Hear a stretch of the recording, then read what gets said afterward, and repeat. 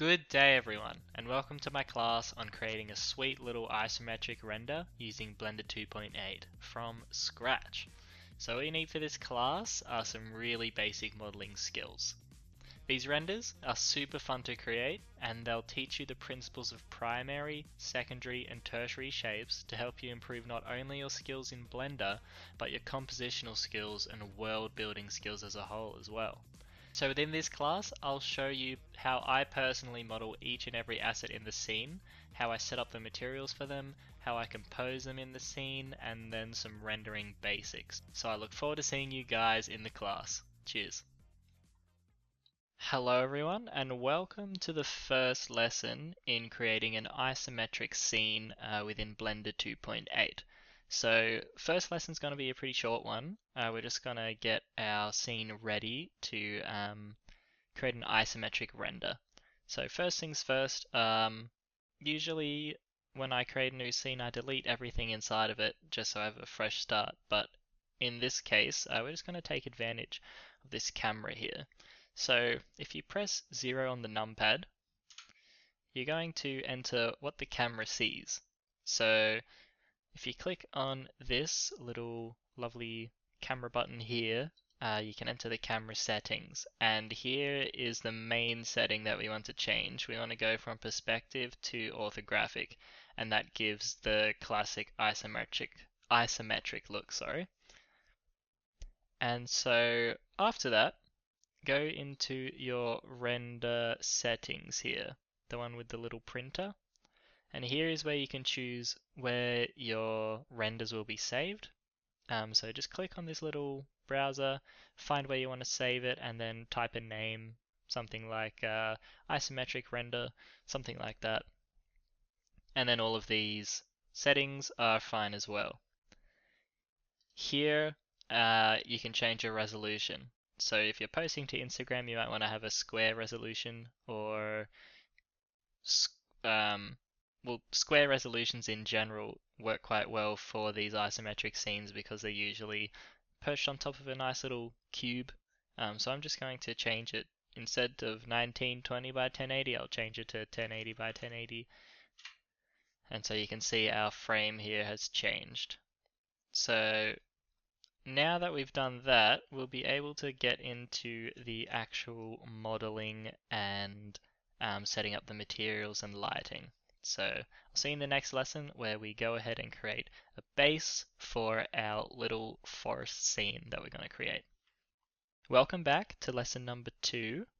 In this one, we're going to model out a really basic base for our scene, get some primitive lighting going, and learn about the render view to view our scene. Okay, so first things first, let's just enter the camera view, and then we will enter rendered view. So this is going to show us what our scene is going to look like once it's rendered. There we go, you can see it looks a bit different now. So first thing, we're going to want to hide this grid and these lines because they're not going to be quite useful for us when we're modeling. And to do that, just click on overlays up here, hide the axis, hide the grid, and there we go. So now, we're going to change this spotlight up here. So we're going to go down to the object data here, and you can see it's a point light, and change it to a sunlight. And then maybe tone down the intensity a little bit and give it a slightly warmer color. So now I'm just going to increase the size of this a bit and then shrink it down, and now I'm creating our base. So to do this, I'm just adding a few extra cuts here and there. Remember, we don't really need a whole lot because it is low poly after all. So I'm going to start by getting a nice river in there. So I'm just deleting these faces. And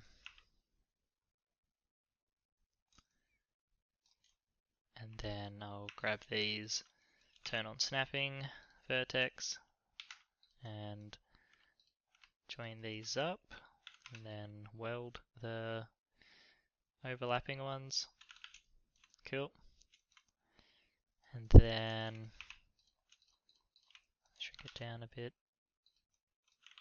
like so.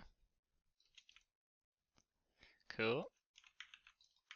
And just add some more cuts in, and then I can use soft select by pressing O, and then sort of move it around a bit so that we're not so completely perfect, because we know nature's not quite perfect.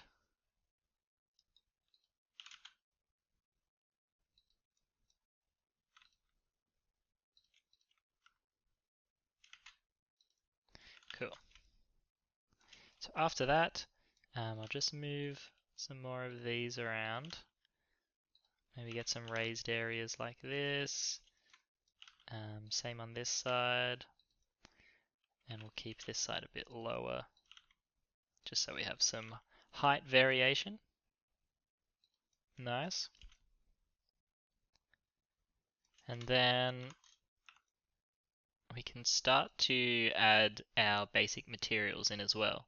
So I'll just add another loop in here in preparation. So we'll go into our materials tab here, and then we'll remove that. We'll add another one, new, call it grass, make it green, and then we can select our grass, click on the grass material and assign it. There you go. And then we can do the same for new. We'll make a sand one, make it a bit of a yellow color, and then we can do the same.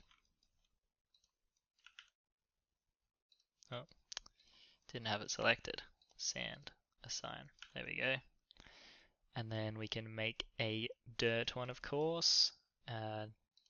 New slot, new material, dirt, dirt. Make it maybe a deeper browny color. Something like that. This can always be changed as we go.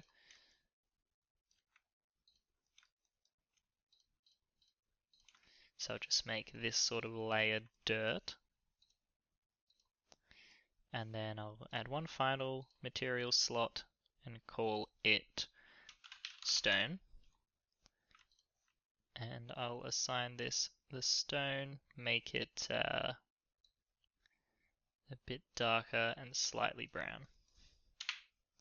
So if we enter our camera view now and exit edit mode, you can see we've got a basic scene happening.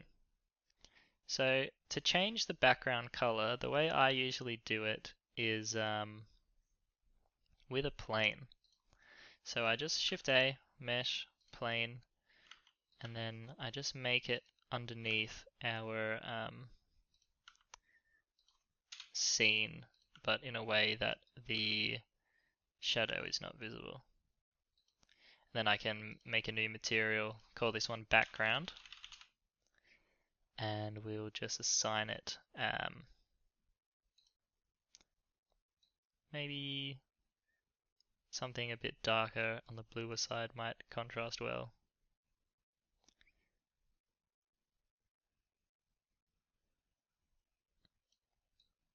So we'll just have something like that for now.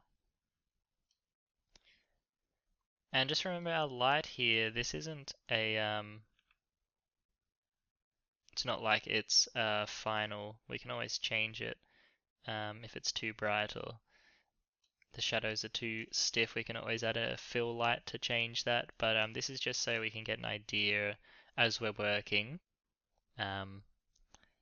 so that we don't have to spend so much time setting up a bunch of lights at the start and then finding out, oh, we don't really want that, we need to change it, and then we have a whole lot more to change rather than saving the lighting till the end. So one last thing, this is a completely stylistic preference. You'll notice a lot of low poly stuff has these hard edges, like these ones here that show up. So you can remedy this if you don't quite like the super jagged edges on every single face with first select everything, press A, Control F, shade smooth, and you'll notice it looks broken. But if you go into Object, Data, Normals, and then Auto Smooth, and then tweak the angle a bit, you can see it smooths out the angles here. We might need to, there we go. So now our top faces are nice and smooth as opposed to jagged, but the jagged look also works when we're working in low poly. So one last thing, with your materials, just have a look at the settings that we have. So the main ones that we want to change would probably be roughness and specular, maybe sheen as well. But so roughness just determines if something is glossy or if it's matte. So if we create some water here, which we'll probably do next lesson, we'll definitely make it really specular and glossy, and then we can test out a screen space reflections sort of post-processing thing in the renderer and get some nice reflections going on the water. But anyway, if we just press 0 and then double tap A, we can see how our render is coming along.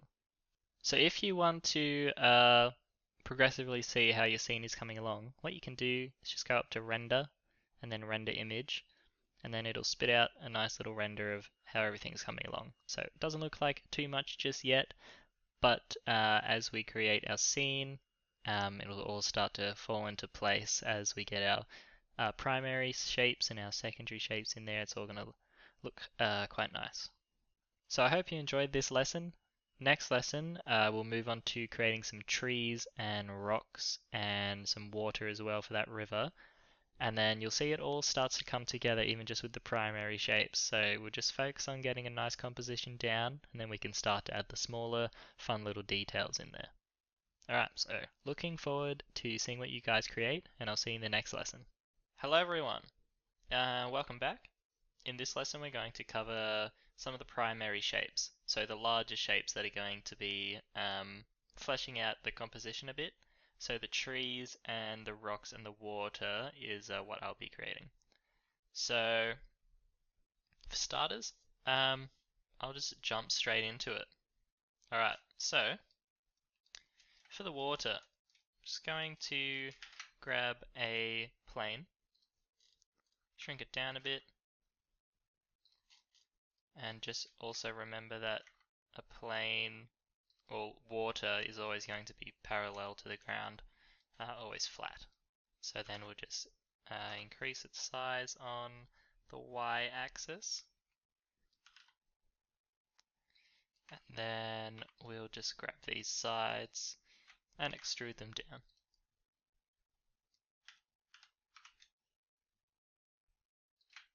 Cool. Alright, so now we can add a material for it. So just go to the material tab, go to new, and we'll call this water. And we'll make it not rough at all, and we'll give it a bluish hue. And then in our rendering settings, we have some post-process settings here. So just to get an idea of how it's going to look, we can turn on screen space reflections, and you can see that we're starting to get a reflection of the ground here. Okay, so now that's done, we can make some rocks. So to make a rock, it can be quite easy, or you can make it more complex if you like, but usually I just make a cube like this, especially for a low poly rock. Tab, grab the corner, and then Control Shift B to bevel the corner in like this, and then just do it on all the other corners but with varying sizes.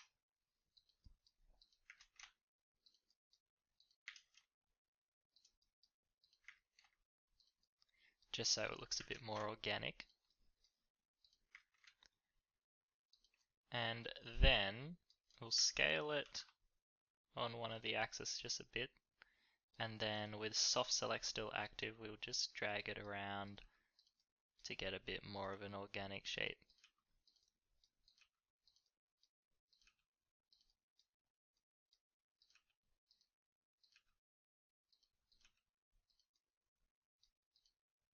There we go. Now we can just grab these faces here that have like more than 4 sides and Control T to triangulate it, and we've pretty much got a nice low poly rock here. So now we can shrink it down and then just duplicate it around our level. Well, not our level, our scene.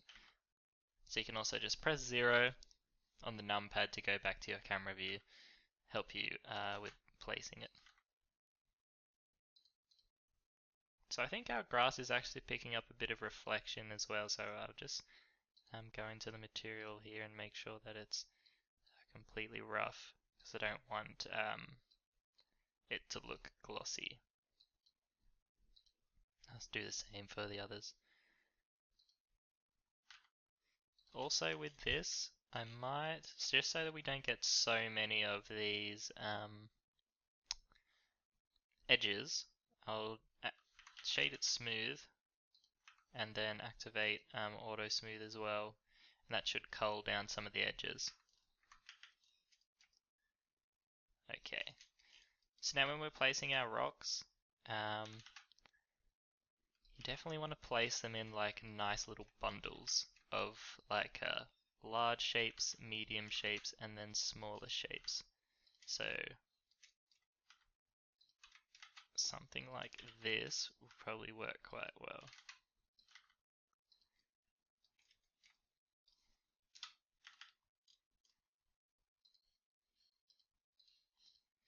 You just got to make sure to rotate them around so that it doesn't look like you've just copied and pasted a bunch of the same rocks.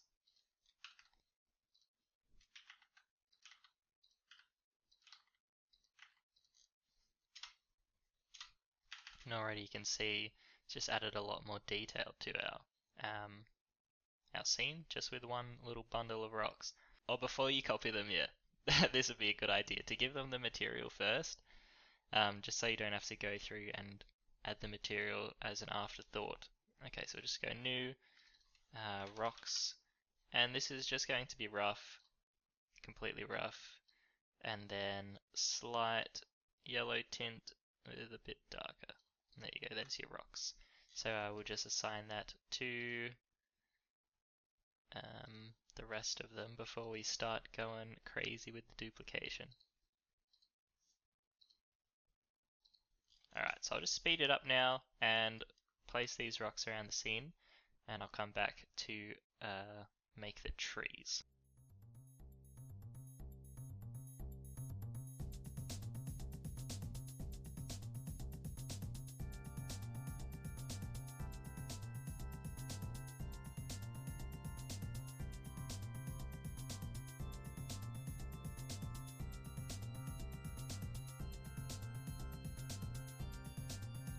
Okay, so as you can see, without much effort, we've created a pretty nice little looking scene already just with some rocks. So if we just go up to render and render image, it's looking pretty solid. So now we're going to tackle the trees. So I'm just going to go with a simple pine tree design. It's quite easy to convert that to a low poly form. So we'll just start with the trunk, Shift A, mesh, cylinder, and then we'll decrease its vertices around, something like that, because after all we are going for a low poly look.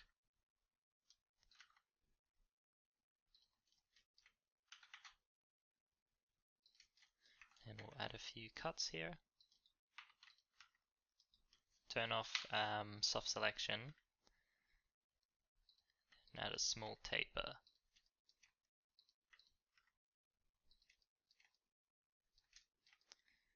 Then we could actually extrude this out a bit and shrink it down, just so we get some cool like roots coming out.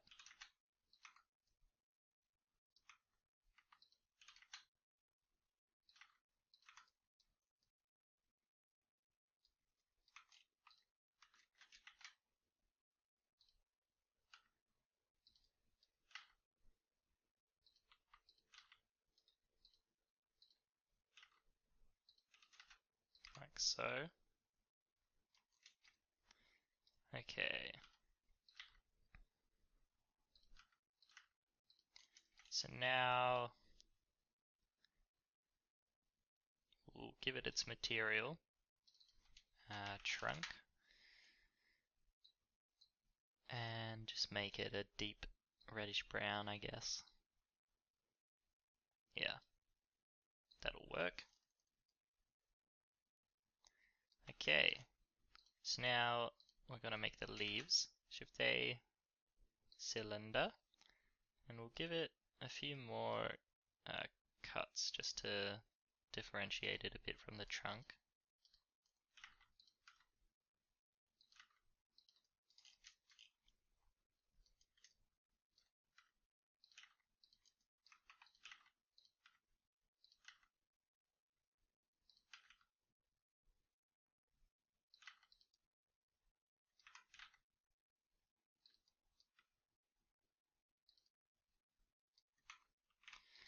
Okay, so now I'm just grabbing the alternating vertices and I'll just drag them down a bit, and then with soft select on I'll just grab a few and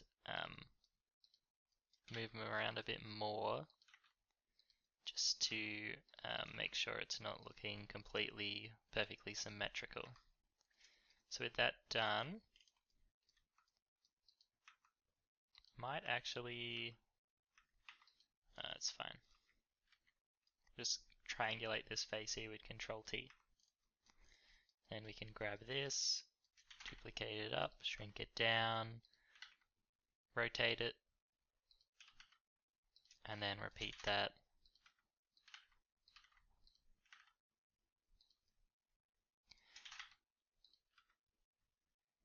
Until we reach the top.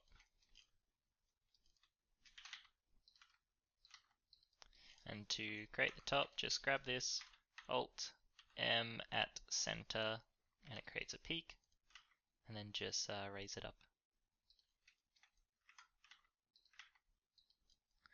Cool.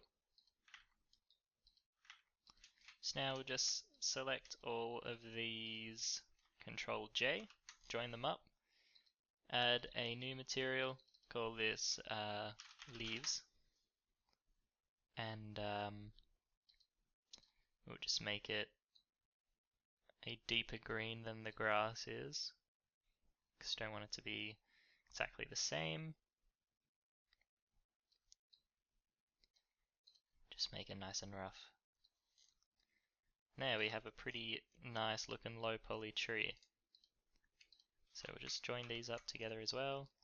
And now we can go and place this around. So I'll just speed it up and start placing the trees around the level. And then once that's done, we might do just a little bit more lighting and tweaking of the material colors, and then we'll be ready to move on to the next lesson.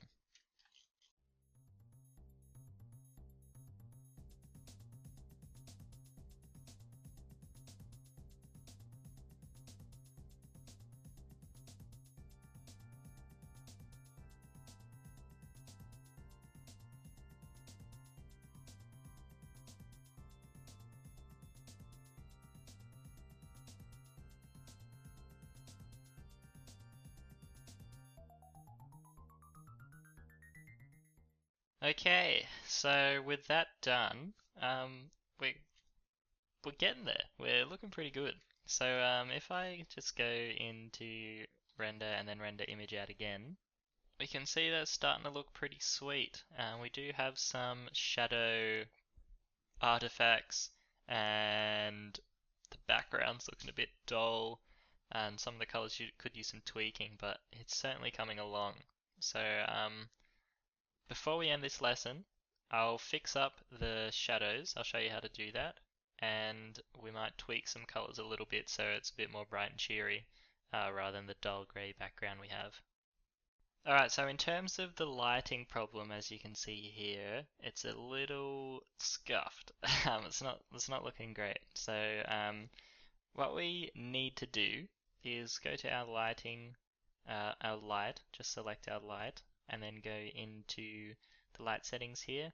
And it's in shadow and softness. So if we turn down the softness, you can see it starts to alleviate the problem, and we get some nicer looking shadows here. You can also experiment with these settings like the bias and stuff, just to see how it affects the shadows, and you might get a result that you like a bit more.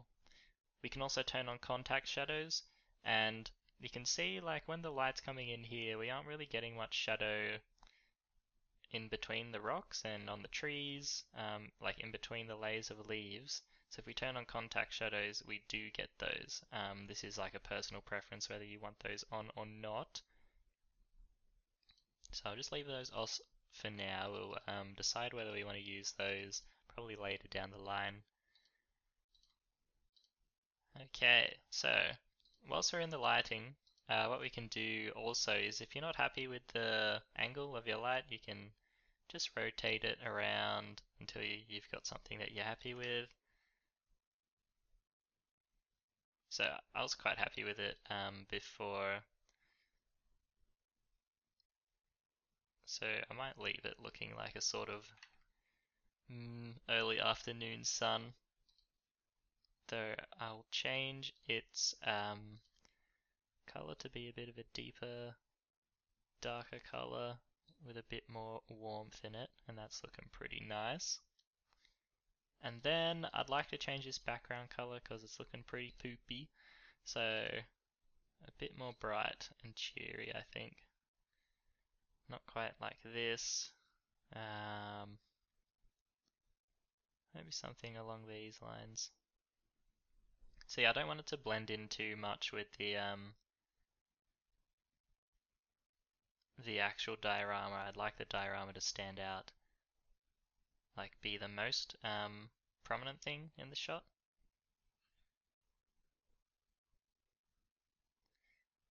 So this can be a little finicky, but I think it's worth spending at least a bit of time on it.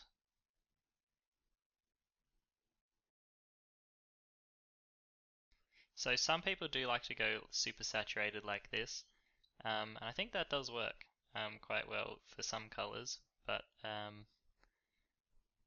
since I usually work with realism, I quite like the lower saturation colors, something like this perhaps.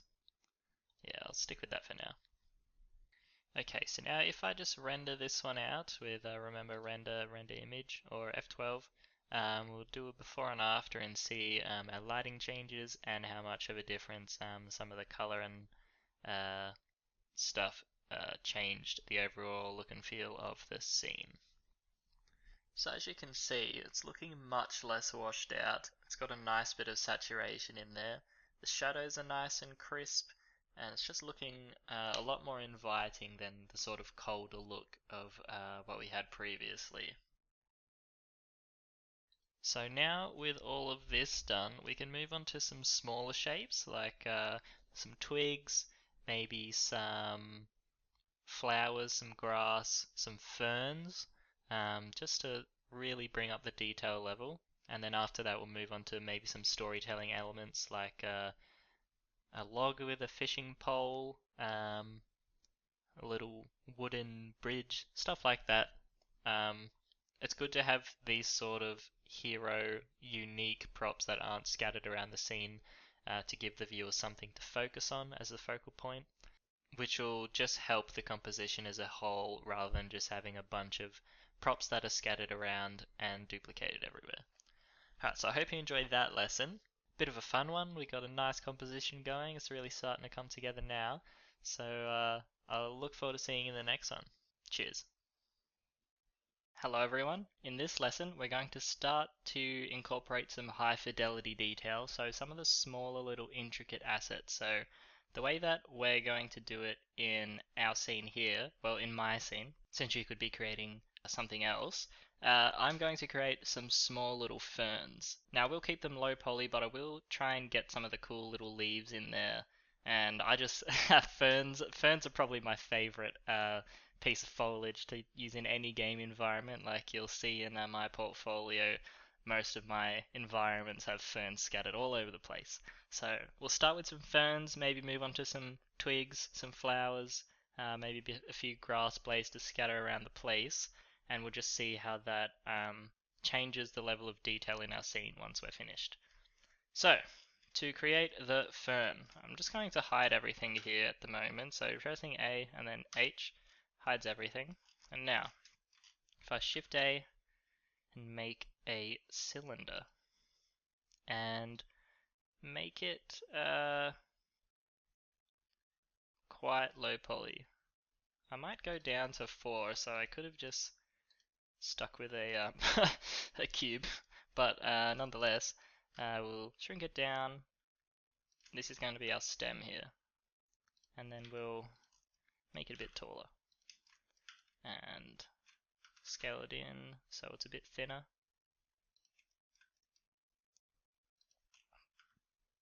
Nice.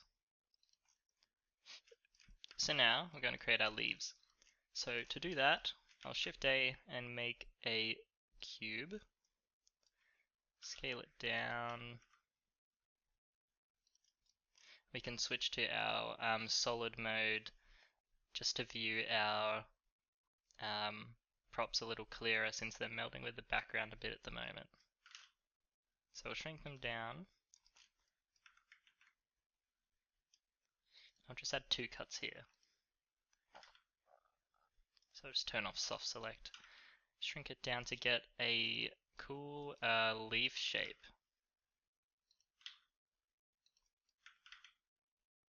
Just like that.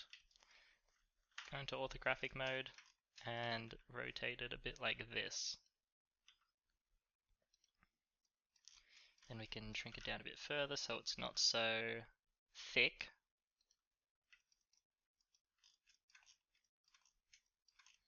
Just like that. And I'll keep the leaves relatively large so that we don't have too many. And then we can select this and then Shift S, cursor to selected, and then go back into object mode, object, set origin to 3D cursor, and now when I rotate it, it rotates on the stem. So this is useful for when I do this. It's duplicate it and shrink it down so that when I shrink it, it stays on the stem. I don't have to worry about that. I might increase its size a bit first and then start shrinking it down.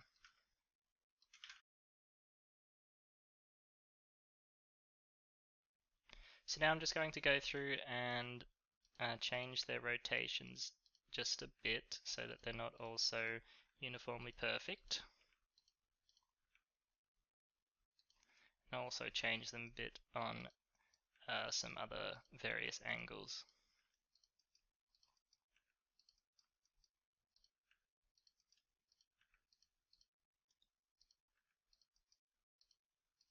Cool. So now I'll grab all of this, Control J, join it up, modifier, add modifier, and then mirror them. So you see it's not really working the way we want at the moment. So what we have to do, of course, is Shift C. Oh, maybe not. So what we have to do, so just get your mirror back. Click on this fella, tab, and then click on this face down here. Shift S, cursor to selected, and then we'll select our joined object and then object, set origin to 3D cursor, And of course we'll go to Object, Apply, Rotation and Scale. And now we've got ourselves a nice fern. So some of these leaves I think are a bit large. So I'm just going to shrink them down a bit because looking a little bit bulbous. I think that's looking pretty cool. We'll see how it looks once we start to make them into little bundles, I guess. Okay, so we'll just apply our mirror and then we'll join these objects up as well. And now we'll add quite a few more cuts in the stem just so we can bend it over.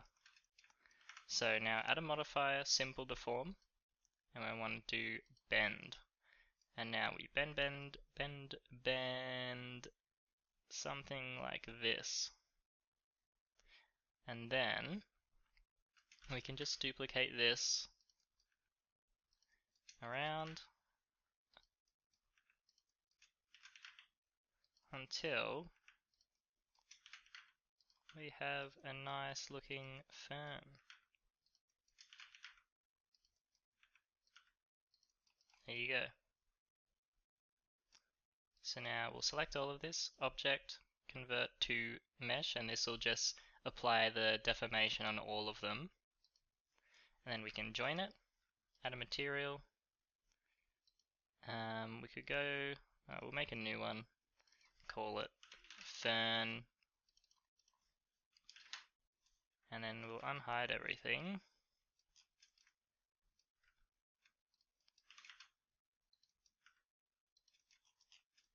And we'll just go back into our camera view and go back into rendered.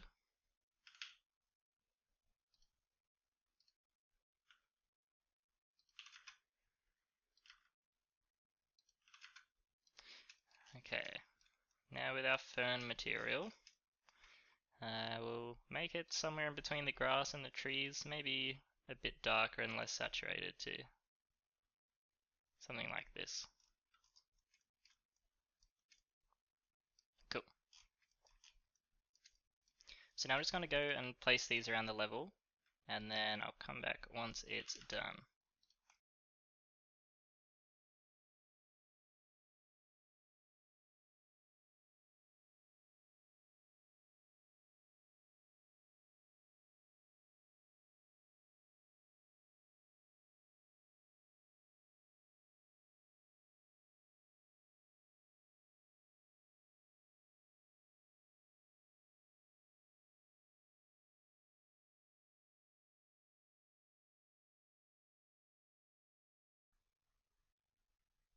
Okay, so with those ferns in, it's just added a few little pops of detail in there. So we don't want to add too many in there because they are quite, they're a lot more detailed than just the blocky trees and the rocks. So they do stand out quite a bit at the moment before we add in some more of the smaller details.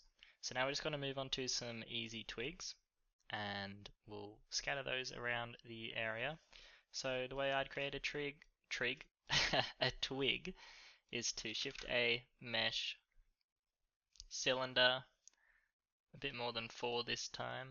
We'll go 6, and then of course we'll scale it up, add a cut here,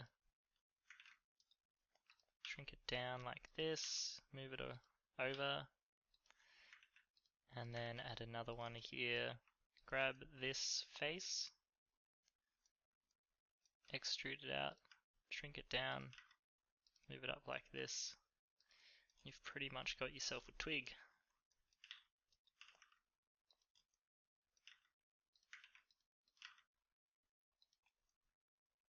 There you go, so we'll just add a few more cuts to make this not so straight.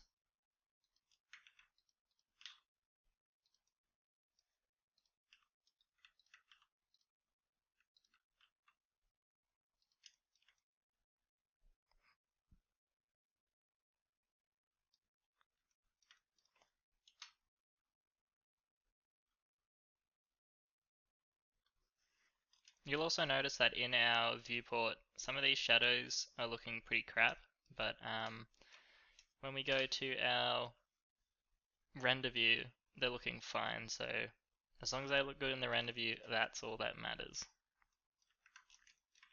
Alright, so we can make this the same material as the trunk, and then of course shrink it down, and then we can start scattering these around. So there are ways to scatter it around procedurally, like with a particle generator or a hair modifier or something like that. However, I like the control of just placing them in bundles, and we're not going to be placing a huge amount, so it'll be fine to just place them manually. So I think I might make this actually a lighter material, like it's been dead and dried out for a while. So I'll just add a new slot here for a material, go to new, then make it twig, and then we can maybe copy this color, maybe not. Anyway, we'll eyeball it.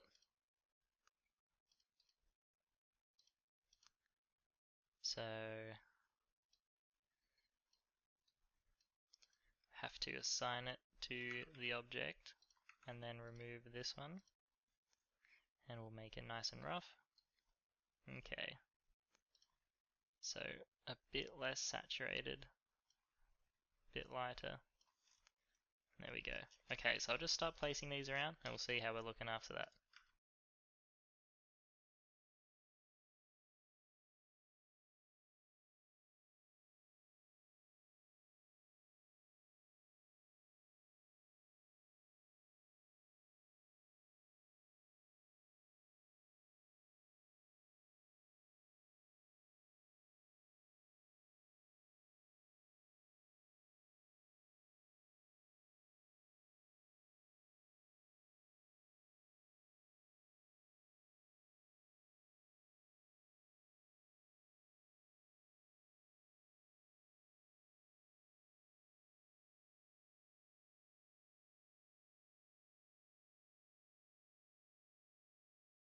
Okay, so now with the twigs in there, we can start to add some more detail with some little tufts of grass. So we use these sparingly just to break apart the flat floor here. We don't want to overdo it. So to do that, we'll just create a cube, shrink it down,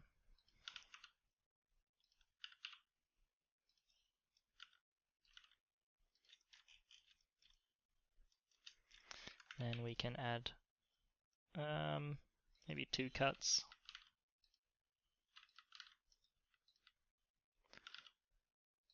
And scale them down.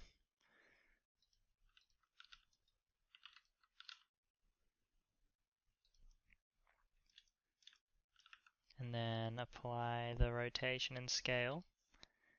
And add a simple deform and a bend.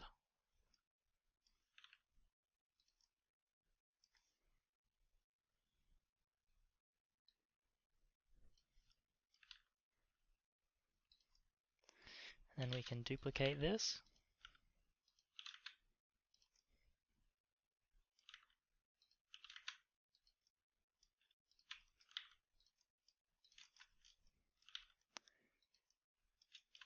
And make a small little tuft of grass.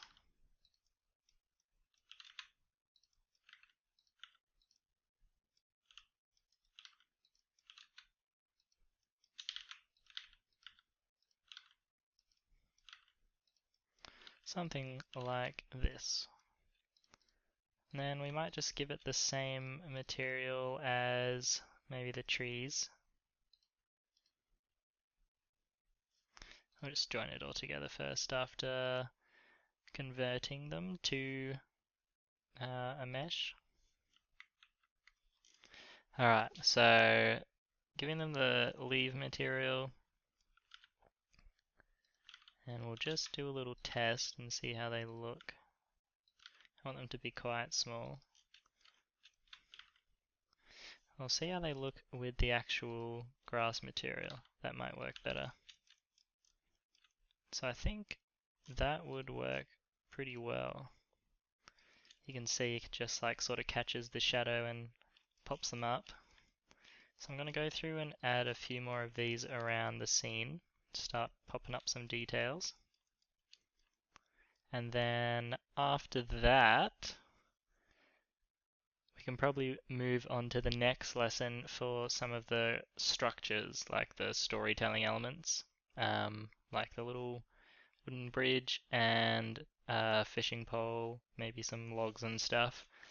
Alright, so I'll start popping these around and we'll see how we go.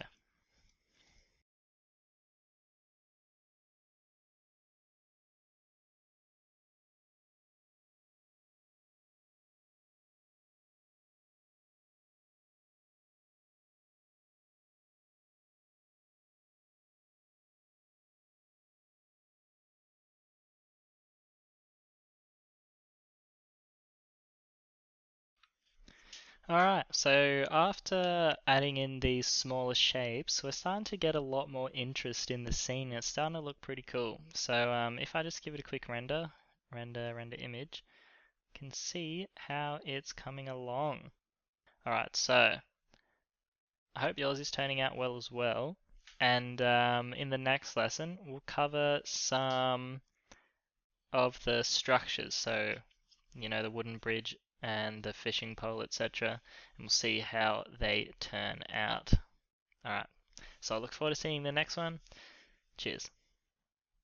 Hello everyone. So in this lesson we're going to model some of the unique assets. So the ones that we aren't just going to duplicate around the place. And this will give the audience, or whoever's looking at your artwork, more of a focal point, and it'll just look like more of a cohesive piece. So to do that, we're going to make a bridge, a little wooden bridge, maybe a tree stump that a fisherman might sit on, and even his fishing pole. Alright, so let's get started first off with the bridge. So I'll just make it go across here. So do that quite simple, definitely just going to be made out of mostly a bunch of cubes. So I've just made a cube here, and I'm going to shrink this down and turn it into a wooden sort of slat.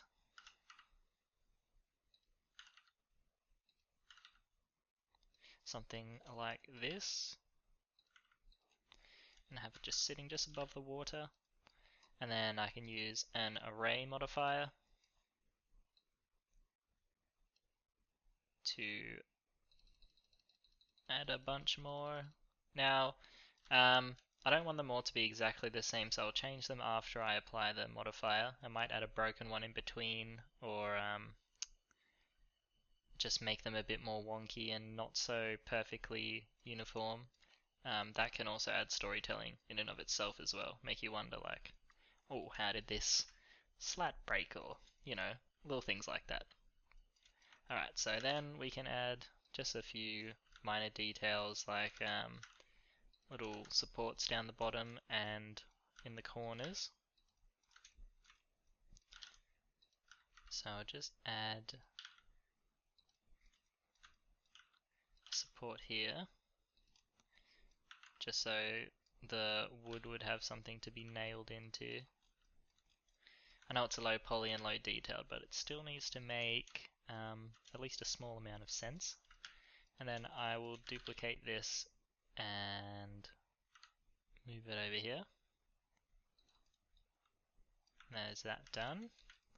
And now I can just make a simple cylinder, shrink it down,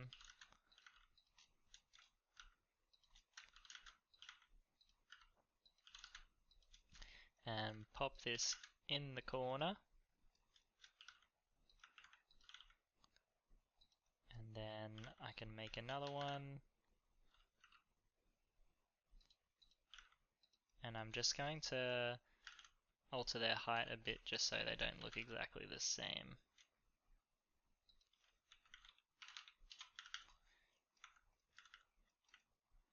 There's our bridge there. So now I'll apply this modifier And I'll grab this one here, and I'm going to break it.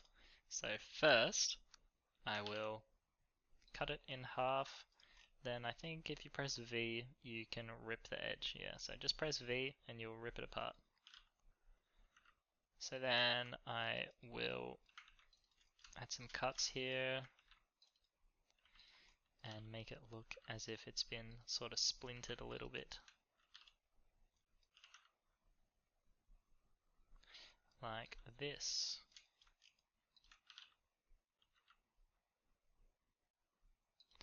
And then of course you need to join up these faces. F, F, and then click here, spam F, and there you go. And now we might sink them down a bit so that it looks like they've been maybe trod on too hard and the wood has been rotting. So they've lost some structural integrity like this. And that should look pretty cool. Yeah, it does. Quite like that. Alright, so we might just select a few random planks and scale them inwards a bit. And then we'll select a few other random planks. I'm just pressing L here to select them. Change our pivot point to the individual origins. So this means when we rotate it, it rotates each object on its center. So I'll just rotate these on the Z-axis very slightly. And then I'll select some others and I'll rotate them the other way very slightly. And now when we go to our view, it doesn't look so perfectly perfect. Alright. So now we'll select all of these and join them together. That should be all of this stuff. Oh, I might have selected, yeah, selected the main thing. Deselect that. And I've got all of this, Control J, and then we can add our material. So I think just a simple light brown would be fine here. So new material, bridge, make it nice, bit darker than the sand there so it doesn't blend in. And there's that, looking pretty nice. And then let's make a tree stump next. So what we can do is just grab one of these trees, duplicate it, edit it, and delete these leaves. And we can delete this, and then fill this in, inset it again, hold Control, add a nice little bark lip around it, grab a few of these edges, zhuzh them up a bit, and then grab a few of these, drag them down, nice, and then grab this and change this to, first assign it to the center, and then just change it to maybe even the bridge material, and boom, quite easy, a simple stump.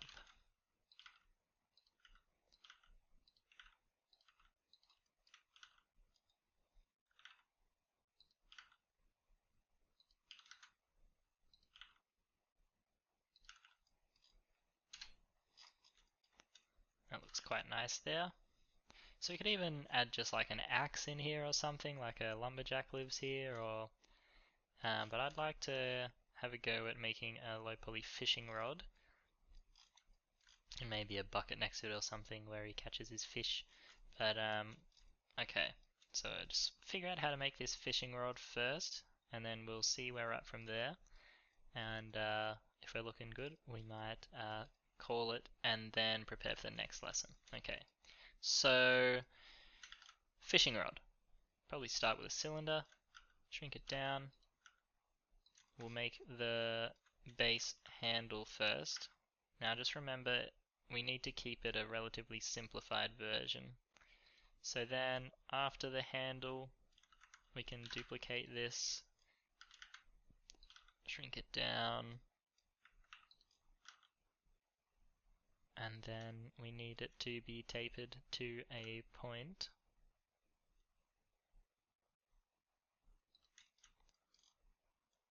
Nice. And we can add some loops in here for when we eventually bend it. Now for the eyelets, we can Shift D this, shrink it down. I think fishing rods have like a double handle, so I'll pop that on there. Should ideally be looking at reference for this, but we'll just go from my imagination for this one. Shift D, we'll make the little eyelets now. So shrink them down, and then we want to inset these and delete these faces, and then we want to join up these faces. Now we have a little ring.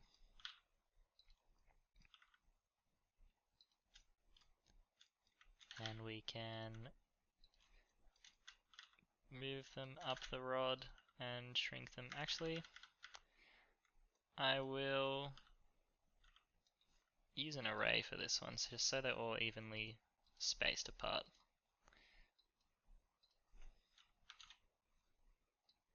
Something about that much. Maybe a bit less, yeah. Cool.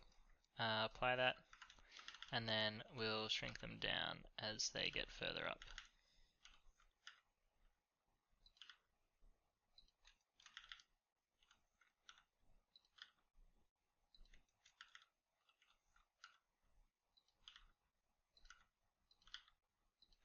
Lovely. So I'll just swap to solid view so I can see what I'm doing a bit better. It's already looking pretty decent. So now we'll just add the reel here. So just add another cylinder, and we'll add a few more loops so it looks a bit more circular. R, X, and then 90 degrees, and we'll shrink it down on this axis. We'll just add like one of these old school looking reels on the side.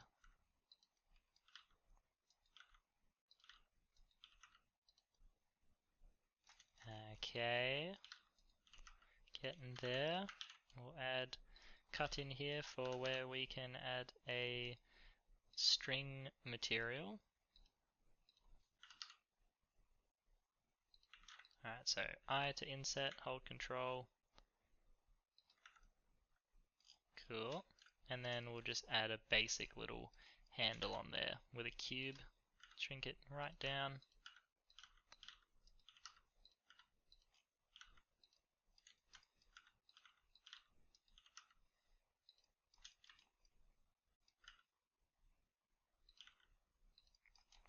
So we're just gonna extrude this, add another cut here, extrude it out. There you go. We've got ourselves a lovely fishing pole. So we'll just join all these together. And then actually I'll have to split this part off to bend it. So I'll just take all these bits, press P, selection, and then add a modifier to bend, add a simple deform, sorry, and then a bend inside of that. And we want to bend it on the Y, I would assume, yeah.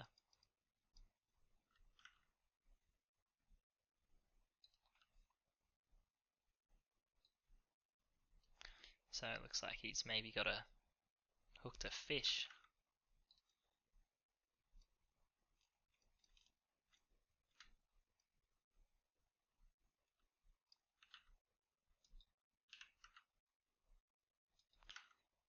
So I'll just actually drag this part down, I'll inset it and extrude it down, and then we're free to bend this one without it messing up that little middle section that we have. But I think that's fine as it is, so we'll apply that, join all of this together, and we'll place it over here.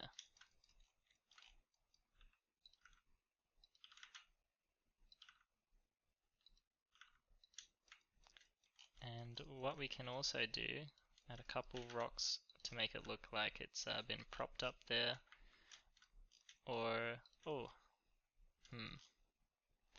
no, I think that will work fine. Sorry, I just start thinking sometimes and just make a bunch of noises without explaining what's going through my head. So what I was thinking about before was I could have propped it up against this log, this stump, and then just put a few rocks behind it to look like it was being weighed down. And I think I might do that because it would certainly make a lot more sense than a fishing rod just sticking out of the ground. Yeah. Good idea, Tom. Alright. So there's that. And now we could even add a string.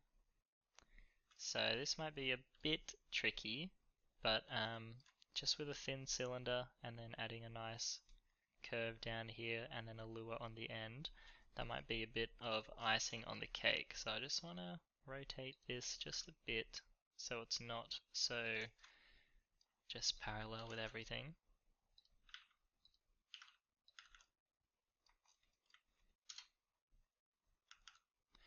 Cool, go back to rendered view, have a look. Looks pretty nice. I'm not sure if it'll be completely readable in the render, but maybe with our line and lure it'll look better. Okay, so just gonna add a cylinder and shrink it. I'll add, yeah, we only really need not very many, maybe 5 for the line. So I've just had an idea on a whim here, so I'm not too sure how it's going to turn out, but we will find out. If it's not turning out, you can always scrap it. It's not that big a deal.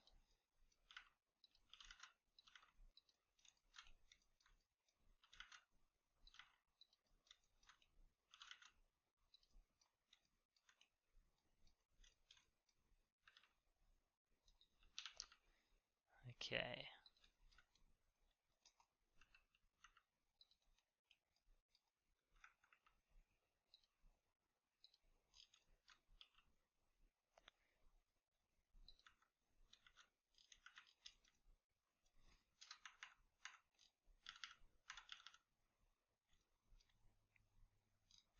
So that's actually not looking too bad. I'll just add a few cuts in here so that I can sort of bow it down a bit so it's not so just taut. Looks like he's got a giant fish on the line. So I'll just turn on soft select, grab one of these loops, G, and then move it down a bit. I might do it over here. Oh, might be a bit more tricky than I thought. Alright, so I'll just grab a few of these loops. I just want it to sag down a bit.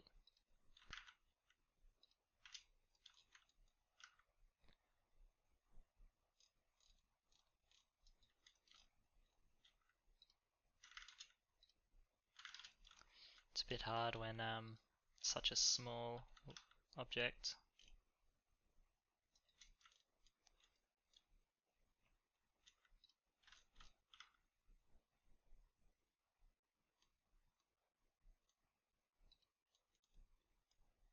Okay, we're getting there, so just deselect these couple, and then deselect these.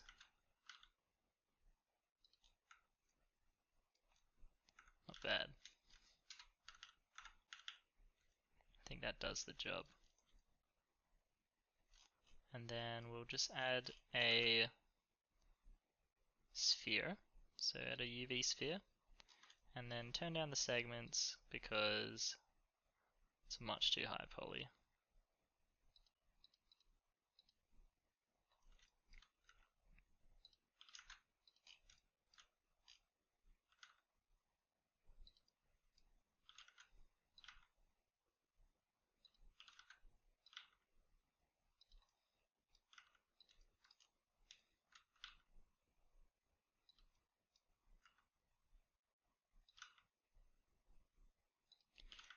Okay.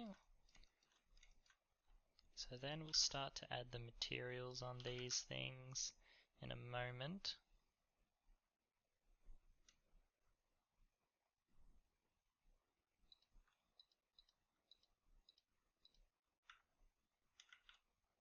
So I just want to grab this edge here and move it just above the water. And then I'll delete these.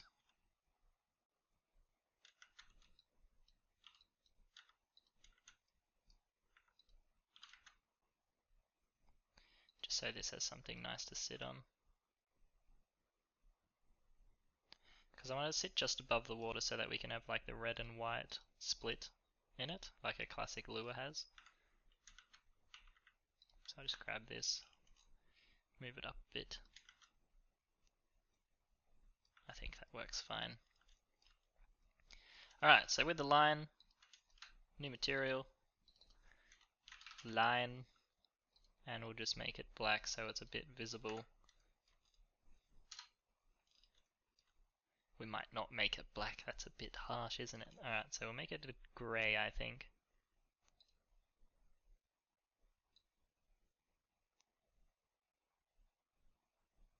Oh, I think it's in edit mode, that's why it was so harsh. Yeah. Alright, let's have a look. Black? Yeah, black actually works nice. Alright, so with our lure, new material, lure red, add another slot, new material, lure white, then we'll select half of this guy by focusing in on him, selecting these top faces here, Control plus, plus, plus, plus, and assign that, Control I, lure red, assign that, and then of course make it red, and then this one make it a bit brighter white. Lovely.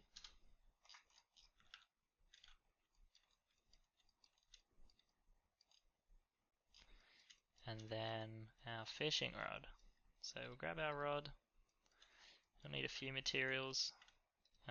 First one will be, I guess, the fiberglass rod, and then have a new material for the wound string on the reel, and then one more for the handle. Okay, so now fiberglass will make it bluish, I guess. That can always be changed, of course. The wound string, I like a whitish color. And then the handle, a dark grey, I think. Okay, so now we'll grab our handle, Control plus, assign that, grab our wound string, assign that, and there's our fishing rod. Now I don't quite like the blue there, so we can change this to something else.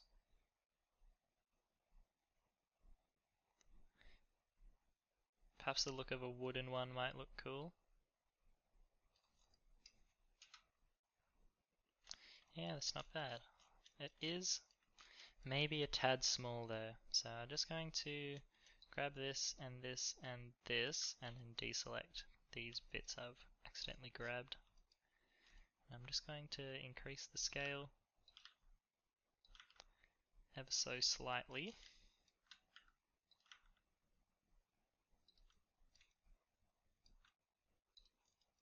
Just so it shows up a bit more visible in the render. It doesn't matter if it's too like far-fetched of how big it is, but I mean it still has to make a little bit of sense. So yeah, it's looking a bit more readable now as a fishing rod. We got a more visible reel here. It's not looking bad. So I think that will pretty much do it for the props. So next lesson we're going to basically be finalizing it, so making a few tweaks to the lighting, to the colors, And we're also going to have a look at possibly, instead of using this render engine Eevee, which is what we would call a real-time engine, like a video game. So in real time, it's rendering all the shadows, the lighting, and all that, rather than, say, for a film, they would use a renderer like Cycles, which, as you can see over time, it takes a little while to render out the image, but you tend to get a nicer result. So look into using Cycles to get some more accurate shadows. You see we don't have any jankiness up here like we did before. And we'll play around with all that. But if we do choose Cycles, we'll probably have to redo a bit of the lighting because it's turned a bit dark, but that's fine. Alright, so I'll just grab a render and pop it on the screen, and so you can just see how our finished thing has turned out, and then we'll look into all the post-processing and all that stuff later. Alright, so I hope you enjoyed this lesson, making a few nice little props here to bring the scene together, and look forward to seeing you in the next one. Cheers! Hello everyone, and welcome to the final lesson where we're just going to do some touch-up, bit of post-processing, and make our render look as good as we can. So we'll just get stuck into it straight away. So first things first, you'll notice within our frame here, our diorama is just a bit not quite centered. It's a bit too high, I think. Especially with this tree poking out here, it just gives the sense that it's a bit too high on the screen. So I'm just going to select it all by Shift-Z, making it wireframe mode, pressing B box selection and dragging over everything. I'm going to press GZ. I have to deselect the camera actually to do this. So B, deselect that one, go back into our camera view, and then we'll just move it down ever so slightly. And I think that looks a bit more centered in our shot here, yeah. So another thing I don't like is this large shadow coming across here. So I can either do that by moving this tree, or moving the light, but I think I'll stick to just moving the tree. So it's a bit less distracting now.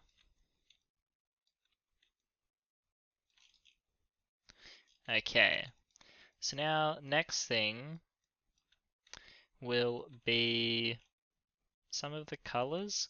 I think this dirt brown here is a tad washed out. Even though it's just the sort of layered earth underneath, and it's not very important, I would like it a little more saturated and a bit darker. A bit more on the red side, I think. Yeah, I think that's looking a bit nicer.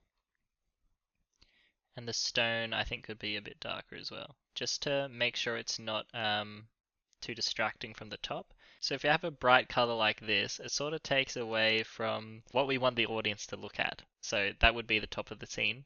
So we just darken it down, and automatically it sort of fades off away, melts away. We don't want to focus on it too much. Okay, so next I think our background color is something I always toy with, the background color. I just wasn't quite happy with it. But I think something like that works pretty good. Just a bit more saturated, so it's definitely blue, and it just breaks away from all the green that we have in the scene.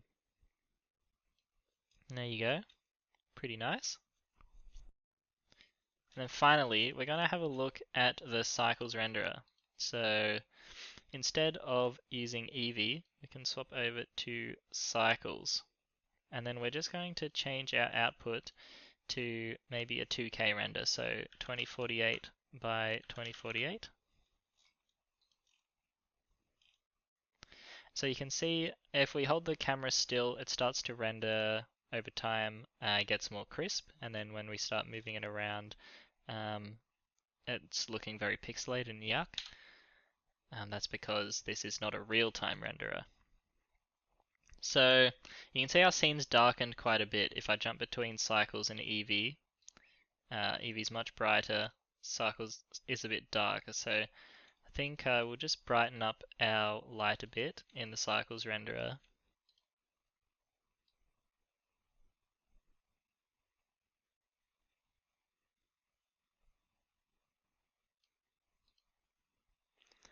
And then I think in the world settings we can make the color a bit brighter as well, which will bring up the brightness of the overall scene. Yeah, so it's looking a bit better. And then add a bit more color back into this light. Yeah, so that's looking cool. So we have these really nice sort of softish shadows which don't detract from the scene as well. Okay, so just a word about the cycles renderer and also Eevee. So if you decide to just stick with Eevee, if you're happy with how it looks in there, that is completely fine as well. It looks wonderful as well. So if you use Eevee, you also have all of these options you can use, like ambient occlusion, for instance, to get these sort of darkened areas in between, like where objects are intersecting. And you can also add some bloom, some depth of field, subsurface scattering on objects that have that material applied. But with cycles, you sort of lose these.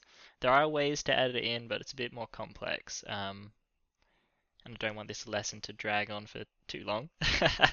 So if we use cycles renderer, the main thing we just want to focus on is our light here. But after it renders, it'll give us a pretty darn nice image. And if you still have some grain here and stuff after you do the actual render, like render and render image, you can increase the sampling and it should turn out pretty good. So I just want to increase the world lighting, the ambient lighting a little bit more. It's still a bit dark.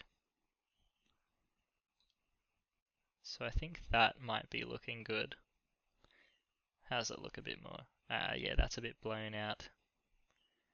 So a bit less. A lot of game art is, well, this isn't game art, but a lot of this sort of 3D art is tweaking between these settings, like deciding whether you like it just a tad brighter or a tad darker. I think that's, yeah, I think that's looking pretty good how it is now.